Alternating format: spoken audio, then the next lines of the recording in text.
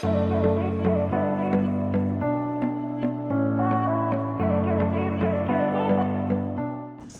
is missing here? Jelu, what is missing here? What is it? Nose. What is the function of nose? Smell.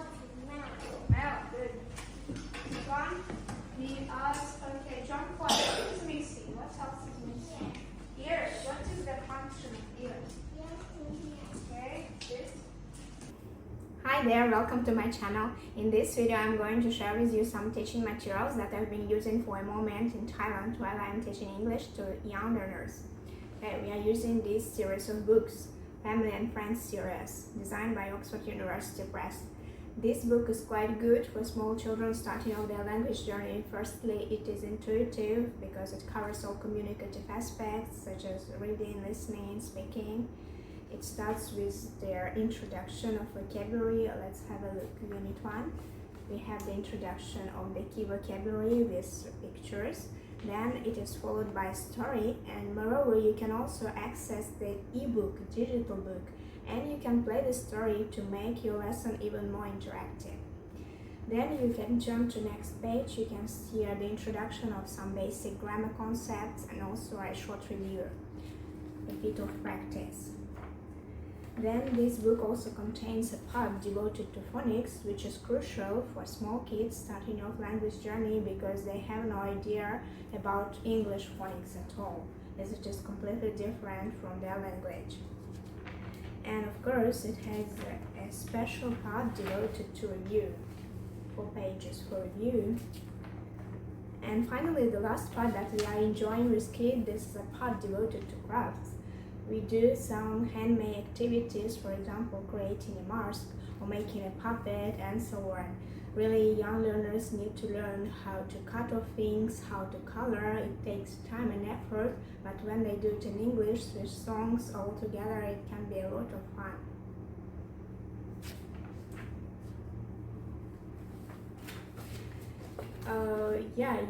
It cannot be that challenging if you use book all the time. You can also use some additional materials and a lot of games. You need to use a lot of movements, involve a lot of movements in your games with young learners.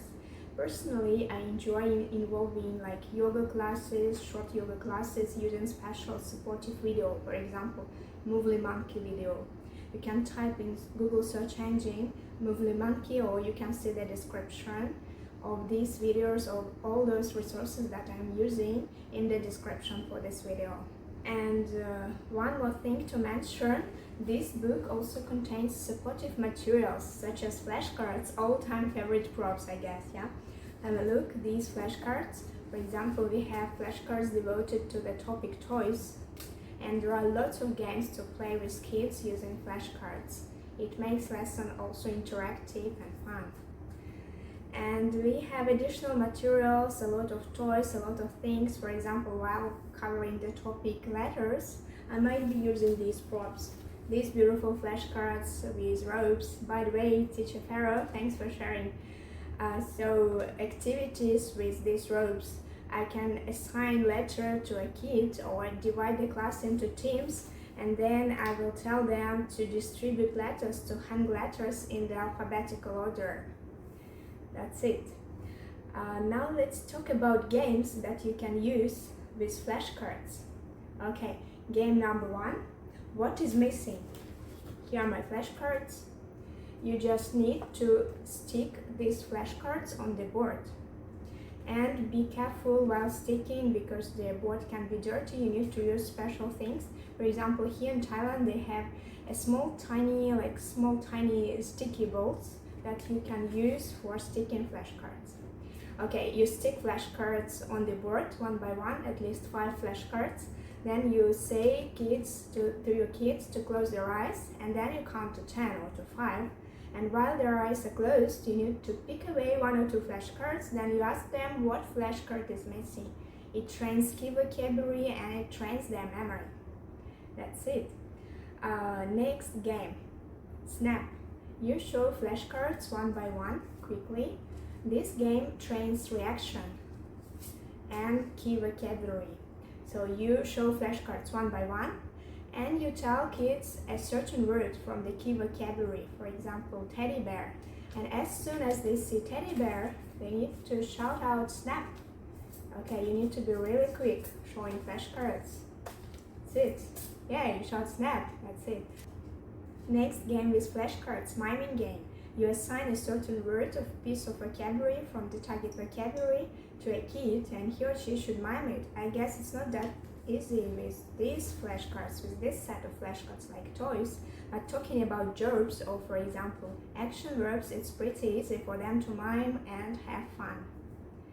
Okay, next game with flashcards, that could be bingo. You need to ask kids to make a grid 3x3 squares and then you write words for them or maybe just they draw pictures, and as soon as the grid is ready you shout out word one by one and kids should cross out the word as soon as they hear it. And the first one to complete the line, like horizontal line or diagonal line, shouts out bingo. He or she is a winner. That's it. Finally, some observations about Thai kids if you are coming to Thailand to teach.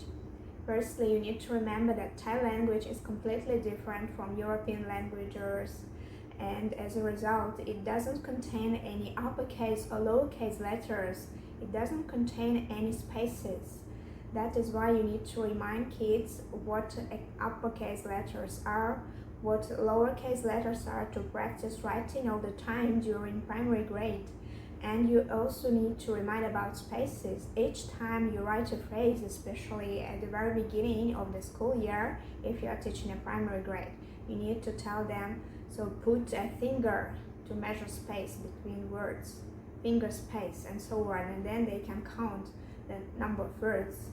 And you also need to teach them the basics of punctuation such as commas, full stop and so on. Secondly, you need to remember when it comes to teaching Thai kids, they tend to be quite shy as for communication with foreign teachers. That's why you need just to perceive it as a norm and it can change with some time. And remember that when you start a lesson, when you finish a lesson, there is a particular ritual in Thai culture. This white gesture that they use to say hello and to say thank you at the beginning of the lesson and at the end of the lesson.